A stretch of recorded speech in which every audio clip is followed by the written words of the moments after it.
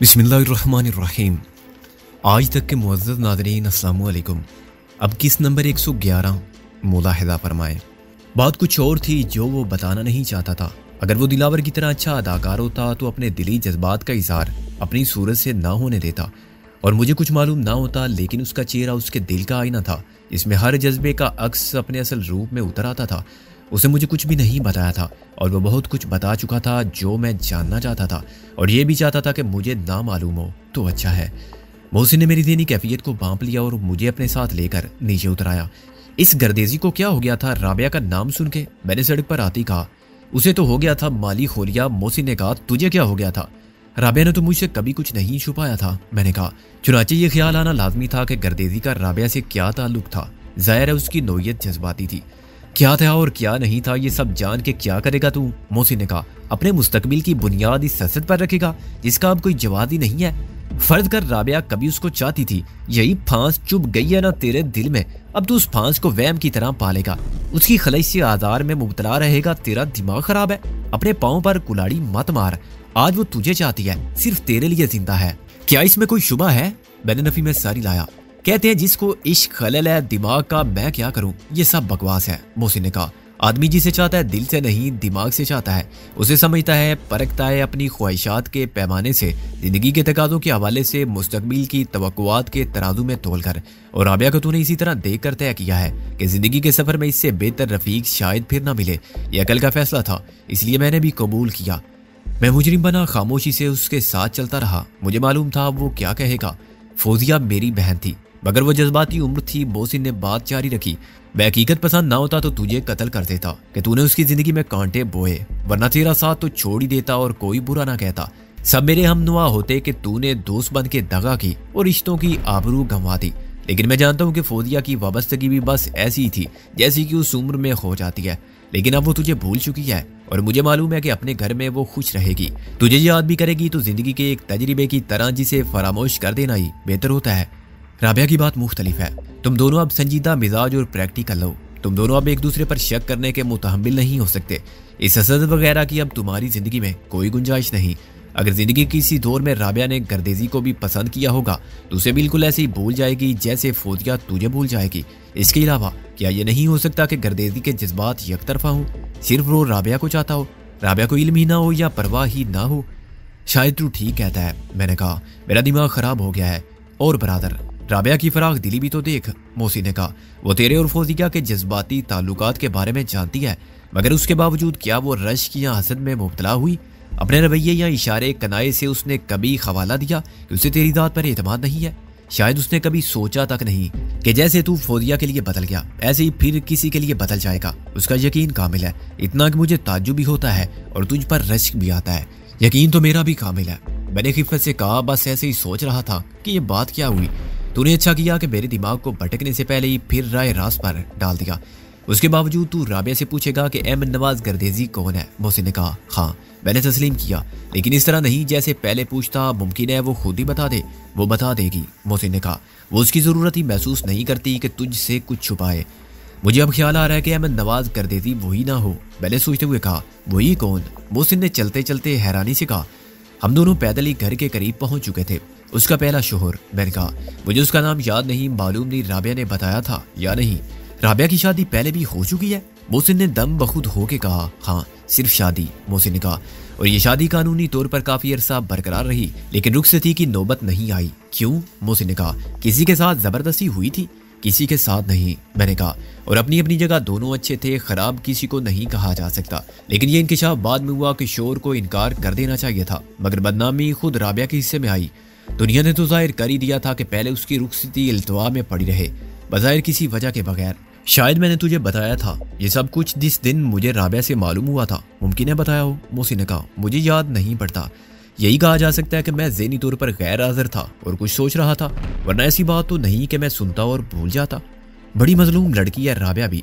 अगर बात यही है तो मैं उसकी वुसअत कल्ब और नेक नीति का पहले से ज़्यादा मोतरिफ हो गया हूँ। उसने ज़िंदगी से बहुत समझौते किए हैं। मैंने कहा, हालांकि हसरतों और महरूमियों और नाकामियों के सिवा ज़िंदगी ने उसे क्या दिया है?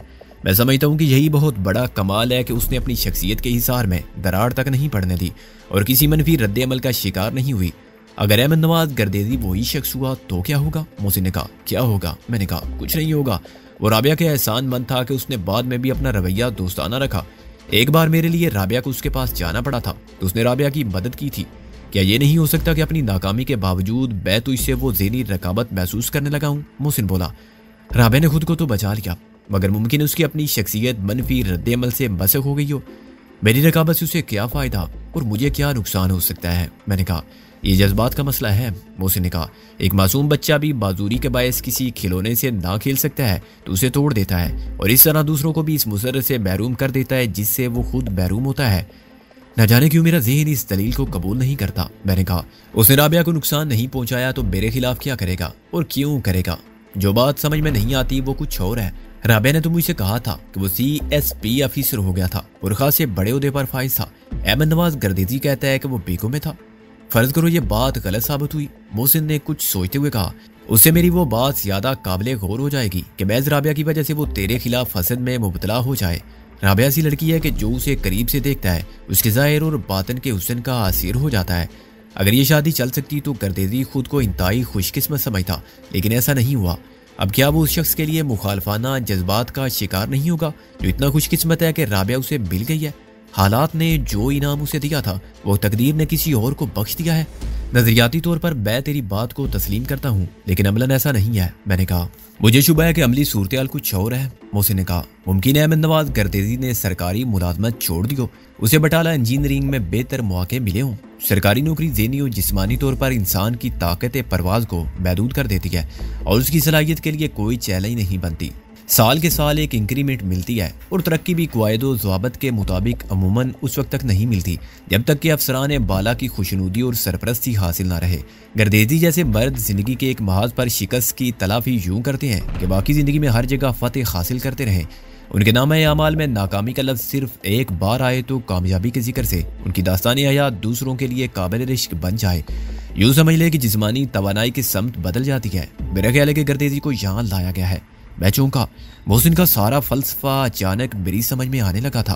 तेरा मतलब है वो भी शिकारी है नहीं तो हो जाएगा।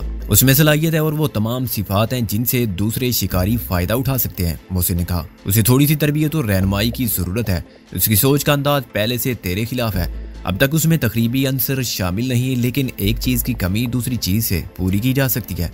दौलत की ताकत से उसके जज्बात का रुख उसी तरह मोड़ा जा सकता है जैसे दरिया पर बंद बांध के उसका रुख मोड़ दिया जाता है और उसके पानी से बिजली बन जाती है। तो खुद सोच के जॉन डिसिल्वा जैसा शख्स था वहां गर्देजी चल सकता है। अगर चलेगा तो सिर्फ दो ही सूरतों में, या तो कारोबार बदल जाए और दिलावर साहब का धंधे छोड़कर 100% जायज काम करने लगे, वही पुराना काम जिसकी बुनियाद वजीर खान मरूम ने रखी थी। ये नामुमकिन है। दूसरी सूरत फिर यही रह जाती है कि गर्देजी दूसरा डिसल्वा बन जाए या बना दिया जाए। ये बहुत ज्यादा करीने क्यास है। यार मोहसिन हसन खान शिरवानी, मैंने कहा। माफ कीजिएगा, मैं एक बार फिर एतराफ करता हूँ कि आप दुनिया के सबसे अहमक आदमी नहीं हैं, जैसा कि मेरा अकीदा था। ये बात मेरी अकल में नहीं आ सकती थी। अगर होती आपके सरे अजीज में तो रोना किस बात का था अजीजम। मोहसिन ने शफकत से फरमाया। यकीनन आपने गर्देजी को पसंद किया होगा। कोई भी शख्स जो उसके पसे मंजिर आगाह ना हो और बराह रास्त उसका हरीफ ना बने, यकीनन उससे मुतासर होगा। मगर तूने वही मोर्चा फतह किया है जिस पर उसे उज़ीमत उठानी पड़ी थी। तेरे सीने पर सजा हुआ राबिया की मोहब्बत का मेडल उसके मुंह पर तमांचा है। दिलावर एंड कंपनी ने यह मोरा बहुत सोच समझ के इंतखाब किया है। उन्हें इसकी बहुत भारी कीमत अदा करनी पड़ी होगी, लेकिन कीमत उनके लिए कोई मसला नहीं है। अगर तस्दीक करने पर मालूम हो गया कि अहमद नवाज गर्देजी बटाला इंजीनियरिंग में नहीं था तो वाकई शुबे की गुंजाइश नहीं रहेगी कि गर्देजी नो आमोज शिकारी है। लेकिन बाद में वो दूसरों से ज्यादा खतरनाक साबित होगा, क्योंकि उसका बहुत बड़ा सासा जहानत और सलाहियत है। इलावा उसकी फितरत के बैने सोचा दरिया किसी रुकावट के बगैर बहता रहे तो उसके किनारे आबाद रहते हैं। उनसे खेतों की जरखेजी कायम रहती है और जमीन की शादाबी बढ़ती है। लेकिन गर्देजी वो दरिया है जिसकी राह में एक बंद ने रुकावट डाली है। बेशक एटम से हासिल होने वाली बेपनाह कुव्वत को तामीरी मकासद के लिए इस्तेमाल किया जा सकता है। उससे घर रोशन होते हैं, मशीनों के पुर्जे मुतहर्रक होते हैं जो आदमी के लिए तन ढांपने को कपड़ा बनती है और जिंदगी को पूरा आसाइश बनाने के हजार असबाब फराहम करती हैं। मगर यही तवानाई गलत मकासद रखने वालों की असीर हो जाए तो हिरोशिमा और नागासाकी खंडर बन जाते हैं और दुनिया को पुरअमन जन्नत बनाने वालों के अजाइम जोरी असला खानों के ढेर से बहुत नीचे नजर आते हैं। घर में हम ठीक खाने के वक्त पर पहुंचे। बेगम रिजवी, उन दोनों बच्चों और राबिया सब बेज पर जमा थे। अंकल सिकंदर, रिजवी के छोटे बच्चे ने कहा। अम्मी ने कहा था अब आपकी खैर नहीं है क्योंकि डैडी मोला बख्श को लेने गए हैं। दूसरे ने मुसर्रत से कहा। उनकी माँ ने घूर कर उन्हें देखा। अंकल ये मोला बख्श कौन है? छोटे ने माँ की तंबी को नजरअंदाज करते हुए कहा। मोला बख्श? मैंने बैठते हुए कहा, हमारा एक बचपन का दोस्त है, हमारी तरह सीधा सादा। सीधे तो खैर हम अब भी हैं, बिल्कुल जलेबी की तरह। मोहसिन ने कहा, बस कभी कभी मोला बख्श की जरूरत पड़ जाती है। कल आंटी राबिया भी कह रही थी कि आपको भीड़ के छत्ते में हाथ डालने का शौक है। पहले ने मुझे मुतला किया, ये आपकी हॉबी है अंकल? वो यकीनन सोच रहा था कि मैं बहुत दलेर आदमी हूँ, शायद तो बाजार में भी मिल जाता है। भाभी, मोहसिन ने दखल दर माकूलात किया। हमारी भाभी? आप जानते हैं हमारी भाभी के मुतल्लिक शायद क्या चीज है? अरे भाई खाना खाओ। बेगम रिजवी ने हमें टोका। ये क्या बच्चों के सामने भाभी और भाभी को मिला रहे हो? वो दरअसल आंटी बच्चों की तालीम और तरबियत भी तो जरूरी है। मोहसिन बोला, लग़वियात के जदीद नजरियात के मुताबिक पहले होती है सिर्फ भाभी, वही आगे चलकर भाभी बन जाती है। इससे पहले कि मोहसिन इस काफिये में अपनी आजाद नज़म को आगे बढ़ा था, रिजवी साहब नाजिल हुए। आप कुछ फरमा रहे थे? राबिया ने कहा। अपने ख्यालात से अंकल को भी मुस्तफीज फरमाइए। मैं? मोहसिन ने बेहद हैरानी से कहा, मैं तो एक लफ्ज नहीं बोला, बिल्कुल खामोश बैठा था। आपके कान बजने लगे हैं खातून। बेगम रिजवी की हंसी ने यह राज अफशा कर दिया कि हम कुछ छांक रहे थे, लेकिन उन्हें देखकर खामोश हो गए हैं। हाँ, जिस लड़के इकराम शेख को बुलवाया था मैंने, अंकल ने हमसे पहले खाने का आगाज करते हुए कहा। उनके पास लंच के लिए बहुत कम वक्त होता था। वो मुश्किल से आधा घंटा घर पर ठहरते, मगर उसका इन्हिसार भी फुर्सत मिलने पर था। आप उसके इस्तीफे को नामंजूर कर दें अंकल, मैंने कहा, और उसे अपने साये आतफत में ले लें। मेरा मतलब है पुलिस हेड ऑफिस ही बुला लें। अरे भाई, उसमें किसी के साथ कोई जबरदस्ती कैसे कर सकता है? उन्होंने कहा। अब वो नौकरी नहीं करना चाहता तो मैं क्या करूं? मैंने उसे इंटरव्यू के लिए वक्त दिया और पूछा कि बात क्या है। खैर बात तो मुझे मालूम थी, मैं उसकी जबान से सुनना चाहता था, लेकिन उसने कुछ नहीं बताया। यही कहता रहा कि सर मेरे निजी हालात का यही तकाजा है। फिलहाल मैंने फैसला मुलतवी कर दिया है कि स्टाफ की पोजीशन बेहतर होने पर गौर किया जाएगा। वो कुछ जरूरत से ज्यादा बरहम है। कहने लगा, आपकी मर्जी सर, मैं तो नौकरी छोड़ चुका और कमरे से वॉकआउट कर गया। कोई और होता मेरी जगह तो अनडिसिप्लिन समझता। मैं समझता हूँ कि जवानी की हालत ऐसी होती है, तुम उसे समझाओ। अब मैं समझा लूंगा उसे अंकल, मैंने पूरे यकीन से कहा। उसका तो बाप भी नौकरी करेगा। वो तो नौकरी करके रिटायर हो चुका, दोबारा नहीं कर सकता। अंकल रिजवी ने हंस कर कहा। डैडी वो मोला बख्श कहाँ है? उनके छोटे बच्चे ने मौका पाती कहा। अरे बेटा जाने दे, मैंने कहा, हम पहले ही मारे हुए हैं जमाने के, शामती आमाल के, तकदीर के और ना जाने किस किस की नजर के। मैंने नजर बचा के राबिया की तरफ देखा और उठ खड़ा हुआ। राबिया का रंग जरा सी देर के लिए मुतगय्यर हुआ। कल फोन आया था उसकी बहन का। बेगम रिजवी ने अचानक कहा, क्या नाम है उसका? नाजो कह रही थी कि तुम उसका कोई उधार चुकाना था। मैंने बहुत पूछा कि क्या उधार है, लेकिन वो हंसने लगी। मैंने बताया कि वो तो लापता है, तो परेशान होगी। बातें करते करते रोने लगी। कहने लगी, दाता साहब की खिदमत में हाजिर होके मन्नत मांगूंगी। अजीब बावली लड़की है। मैंने राबिया की तरफ देखा और मेरा दिल बैठ गया। उसने सिर्फ एक नजर मेरी तरफ देखा और मैं समझ गया कि जो फांस मेरे दिल में मैं नवाज गर्देजी के रवैये से बिला वजह चुप गई थी, वही अब राबिया के दिल में खलश बन गई है। मैंने पिंडी जाने से पहले शेख को 1000 रुपए का चेक लेकर कैश देने के लिए कहा था। मैंने सबके सामने वजाहत करना बेहतर समझा। उसके पास नकद नहीं थे, मुझे उसके घर जाना पड़ा।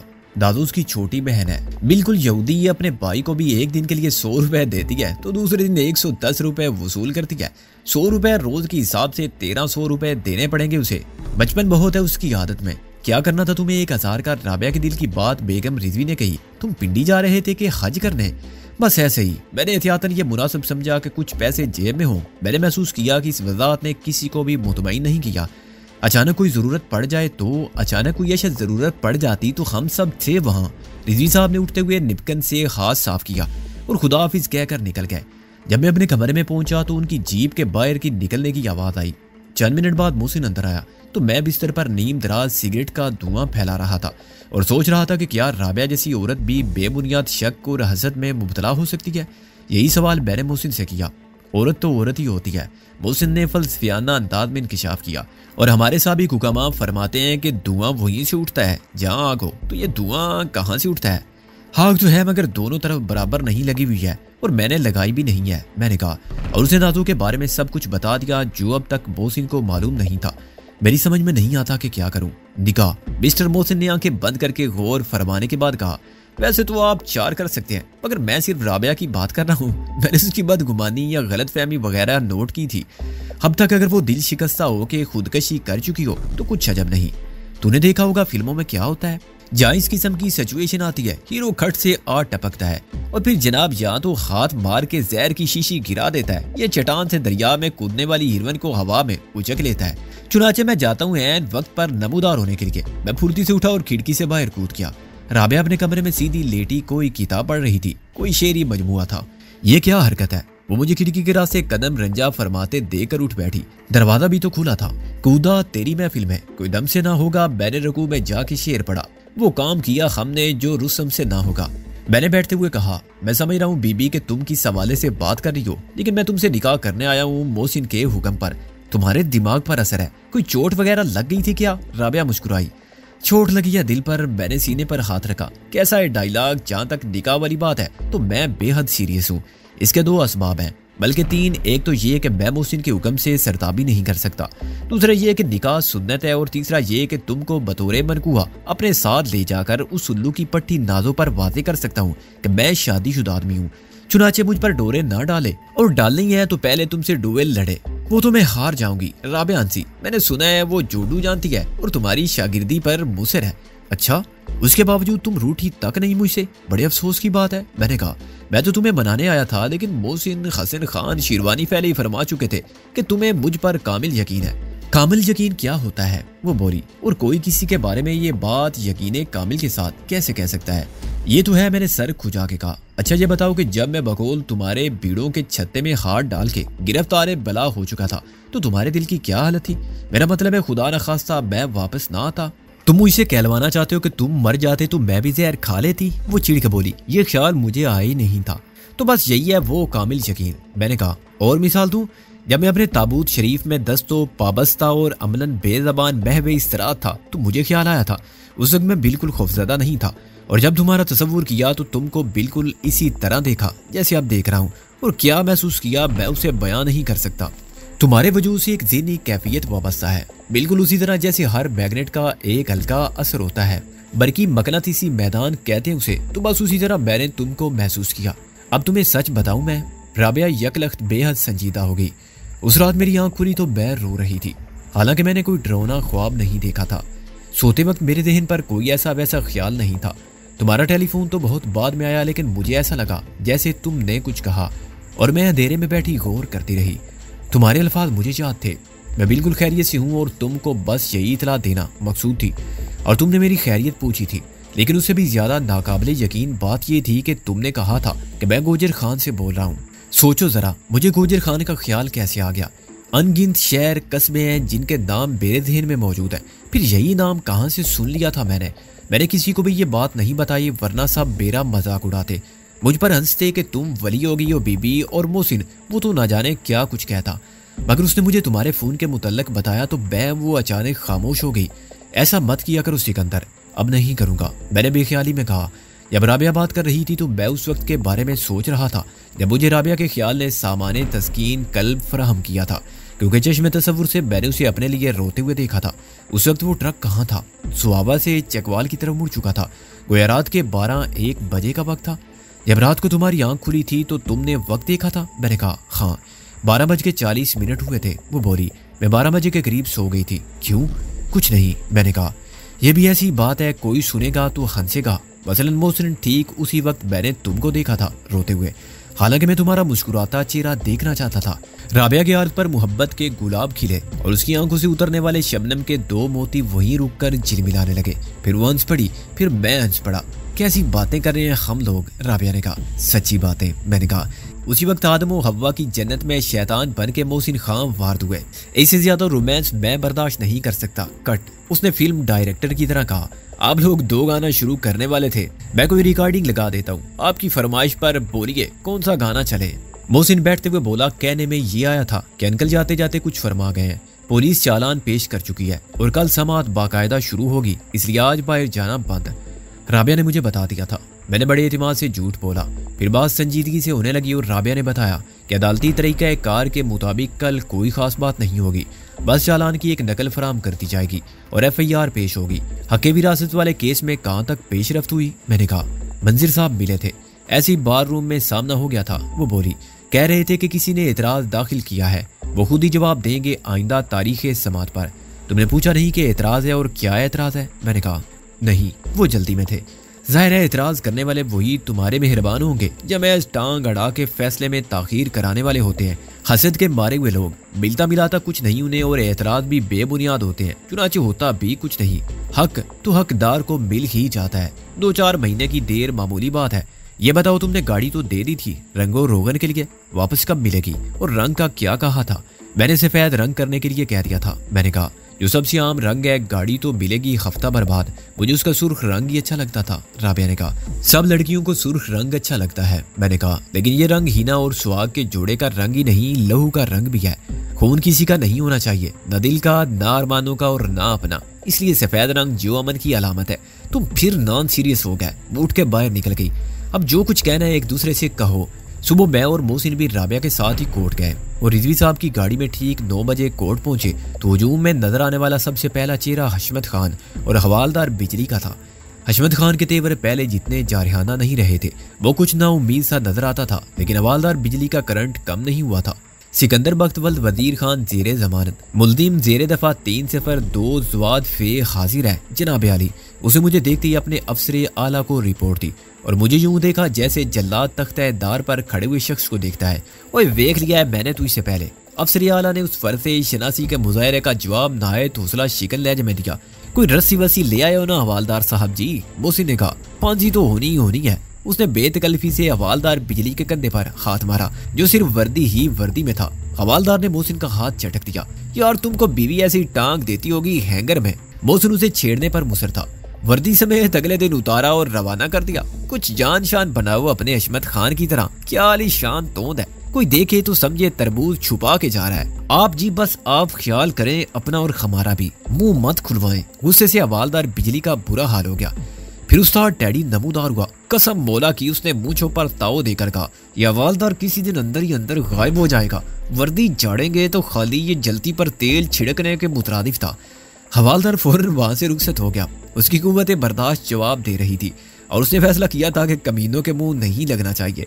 रोज़े अव्वल की तरह उसने तड़प कर मोहसिन के हाथ नहीं मारा। इतने अरसे में जो कुछ वो हमारे मुतल्लिक सुनता रहा था, उसे हवालदार को इतना अंदाजा तो बाखूबी हो गया था कि हम से आम मुजरिमों की तरह पेश आना और अपने फ़राइज़ की बजावरी में इख्तियारात से तजावुज़ करना खुद उसकी ज़ात के मफाद में नहीं है।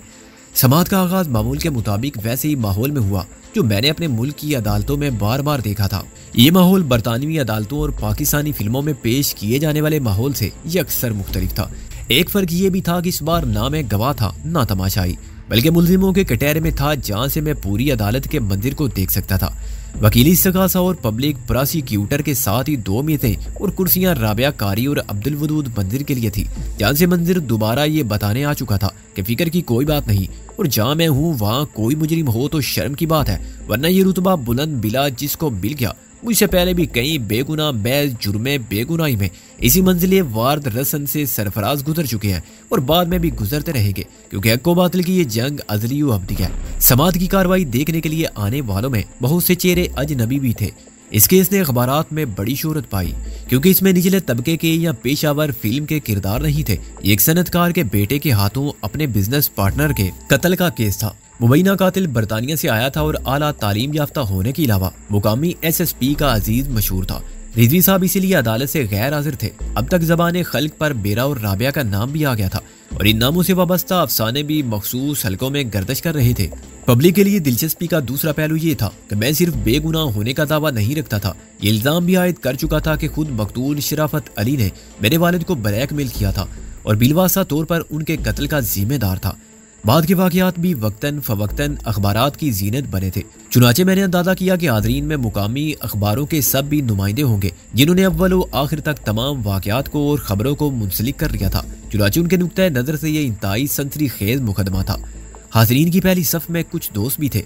मोहसिन के साथ उस्ताद टैडी बैठा मूंछों को ताव दे रहा था। बिल्कुल आखिरी वक्त में मिसिस रिजवी अंदर आई और उनके साथ बैठ गई। रिजवी साहब की पब्लिक लाइफ से दूरी रहती थी, चुनाचे किसी ने उनको SSP की बेगम की हैसियत से शिनाख्त नहीं किया। मैंने अहमद नवाज गर्देजी को भी देखा जिसने बड़े हौसला अफजा अंदाज में मुस्कुरा के मुझे देखा और 2 उंगलियों से V फॉर विक्टी का मशहूर निशान बनाया। मेरी निगाहें दोस्तों और नाशना चेहरों के दरमियान शिकारी तलाश कर रही थी जिनके फैलाए हुए दाम ने मुझे बड़ी कामयाबी से असीर कर लिया था। उड़ने ना पाए थे कि गिरफ्तार हुए हम के बरक्स उतरने ना पाए थे जमीन पर के गिरफ्तार हुए हम। लेकिन मुझे कोई शिकारी सूरत नजर ना आई। अगर उनका कोई रिपोर्टर सबके दरमियान सबसे अलग थलग था तो मेरी निगाह उसे शिनाख्त ना कर पाई। मुख्तसर सा कमरा खचा खच भरा हुआ था। अचानक दूसरी सफ में से एक शख्स उठा। वो तकरीबन 40 साल का दुबला पतला और औस कदो कामत का आदमी था। इसकी शख्सियत का सबसे नुमाया हिस्सा उसके लंबे लंबे बाल थे, बेतरतीब, और उसके शानों से जरा ऊपर तक आने वाले स्याह बालों में सफेदी का अंसर कबल अज़ वक्त गालिब महसूस होता था। उसकी शेव भी बड़ी हुई थी और लिबास के मामले में भी वो खासी बेतवजी का शिकार था। जो कुर्ता पाजामा वो पहन के सोया था उसी में अदालत आ गया था। उसकी आंखें इस वक्त भी बहवे ख्वाब लगती थी। जनाबे वाला, उसने प्लास्टिक के स्याह फ्रेम और मोटे शीशे वाली ऐनक को दाग के बांसे पर जमा के कहा, मैं मुदाखलत पर मादरत हुआ हूँ, मुझे कुछ अर्ज करना था। जज ने चश्मा हटा के उसे गौर से देखा। आपका इस केस से कोई ताल्लुक है? जी, बहुत अहम ताल्लुक है, वो बोला। मैं सफाई का एक गवाह हूँ, तो आप इंतजार कीजिए, जब गवाही का मरहला आएगा तो आपको तलब कर लिया जाएगा। जज ने कहा, मेरा नाम सफाई के गवाहों में नहीं है जनाबे वाला, वो बोला। तो शामिल कर लिया जाएगा। जज ने फिर चश्मा लगाया। बैठ जाएं आप। मैं इस अदालत के एहतराम को मलहूज रखते हुए ये अर्ज करने पर मजबूर हूँ कि मेरा बयान पहले हो जाना चाहिए, उसने कहा। समाअत एक तरीके कार के मुताबिक होती है मिस्टर, जज ने सख्ती से कहा। मुझे इसका इल्म है योर ऑनर, लेकिन मखसूस हालात के पेश नज़र मैं गुजारिश करूंगा कि इस तरीके कार से थोड़ा सा इनराफ करते हुए मेरा बयान रिकॉर्ड कर लिया जाए। उस शख्स ने घूरने वाली नजरों की परवाह किए बगैर कहा। उसका लहजा पुरसुकून, पूरे एतमाद और पूरी यकीन था।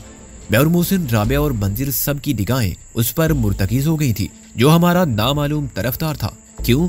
जज ने फिर चश्मा उतार के रख दिया। क्या है वो मखसूस हालात? मुझे कोई वजह नजर नहीं आती कि सिर्फ तुम्हारे बयान के लिए अदालती तरीकाकार बदल दिया जाए। योर ऑनर, मैं रोजनामा सदाए वक्त का मदीरे आला हूँ, जमील अहमद शहरयार, उसने अपनी पाटदार आवाज में कहा। जो बयान मैं देना चाहता हूँ वो मेरे नुक्ते नजर से इस पूरे मुकदमे का सबसे अहम बयान होगा, और मैं अर्ज करूंगा कि इसका ताल्लुक जिंदगी और मौत से है तो इसमें कतई मुबालगा नहीं। मजीद ये है कि मेरे बयान और मेरी पेश करदा दस्तावेजी शहादत से बीर शराफत अली के कत्ल के मुकदमे का रुख ही नहीं बदलेगा। इससे कत्ल के दूसरे केस के हालात भी मंजरे आम पर आ जाएंगे। ये ठीक है, जज ने झुंझला के कहा। सवाल सिर्फ ये है कि तुम इसी वक्त मुदाखलत पर क्यों मुसरो? ये मुदाखलत नहीं है जनाबे वाला, जरूरत है, जमील अहमद ने कहा। इसलिए कि मुझे अपनी जिंदगी के आने वाले लम्हे का यकीन भी नहीं है। ये बात मैं आम अकीदे या मुहावरे के मुताबिक नहीं कह रहा हूँ। अगर ये मुअज़्ज़ज़ अदालत मुझे जमानत फराहम कर सके कि इस कमरे से बाहर निकलने के बाद मुझे कत्ल करके मेरी आवाज़ हमेशा के लिए खामोश नहीं कर दी जाएगी, और मुझे यकीन दिला दिया जाए कि मुनासिब वक्त आने पर जब मेरी गवाही मतलूब होगी तो ये अदालत मुझे जिंदा सलामत पेश कर सकेगी, तो मैं बैठ जाता हूँ। जब तक अदालत में उसकी आवाज़ आती रही मुकम्मल सुकूत रहा, जिसमें कदीम छत के पंखे की सरसराहट भी साफ सुनाई देती थी। उसके खामोश होते ही आवाज़ों का बंवर सा उठा। जज ने रिवायत के मुताबिक लकड़ी का हथौड़ा मेज पर मार के आर्डर आर्डर कहा। मिस्टर जमील अहमद, आपको क्यों यकीन है कि बयान देने से पहले ही आपको कत्ल कर दिया जाएगा? जज ने सवाल किया। इसलिए योर ऑनर कि मुझे इस अंजाम से खबरदार कर दिया गया है, जमील अहमद ने कहा, और मैं जानता हूं कि वो लोग सिर्फ धमकी नहीं देते, उस पर अमल करके भी दिखाते हैं।